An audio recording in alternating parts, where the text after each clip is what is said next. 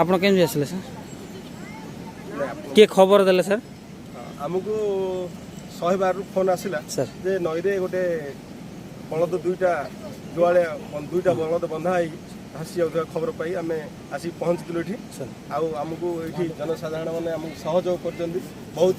ଆଉ ଆମେ ନଈ ଭିତରକୁ ଯାଇକିରି ସେପଟେ ପାର ହେଇପାରିଲୁନି, ଏପଟେ ବଳଦ ପାର ହେଇପାରିଲା ପରେ ଆମେ ବର୍ତ୍ତମାନ କାମ ବଳଦ ପଳେଇଲେ ସାର୍ ହଁ ଦୁଇଟା ଯାକ ବଳଦକୁ ଉଦ୍ଧାର ହେଇଯାଇଛନ୍ତି। ସାର୍ ବର୍ତ୍ତମାନ ଆମର ଫେରିବା ବାଟ ଅଛି। ଠିକ୍ ଅଛି କେଉଁଠି କହ ଆଉ କେମିତି ସାର୍ଙ୍କୁ କଲ୍ କଲ ତ ହଁ ସାର୍ ଆମେ ଫୋନ୍ କଲୁ ଆଉ ଫୋନ୍ କଲୁ ତାପରେ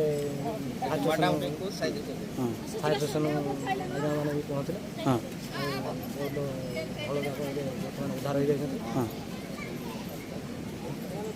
ମ୍ୟାଡ଼ାମ୍ ଆପଣ ଟିକେ କିଛି କୁହନ୍ତୁ। ଯାଉ ଏ ସୁବିଧା ଆମ ପାଇଁ ଆପଣମାନେ ସହଯୋଗ କରିଛନ୍ତି, ତେଣୁ ଆମେ 108କୁ ଫୋନ୍ କଲୁ, 112କୁ ଫୋନ୍ କଲୁ, ଆପଣମାନେ ପହଞ୍ଚିଲେ। ତେଣୁ ପାଣି ମଧ୍ୟରେ ଯାଇକି ମଧ୍ୟ ଯୁଦ୍ଧ କରିଛନ୍ତି। ଆଉ ତା ଭିତରେ ବଳଦ ମଧ୍ୟ ଉଦ୍ଧାର ପାଇଛି। ତେଣୁ ଆପଣ ଖୁସି ତ ଆପଣମାନେ? ଖୁସି।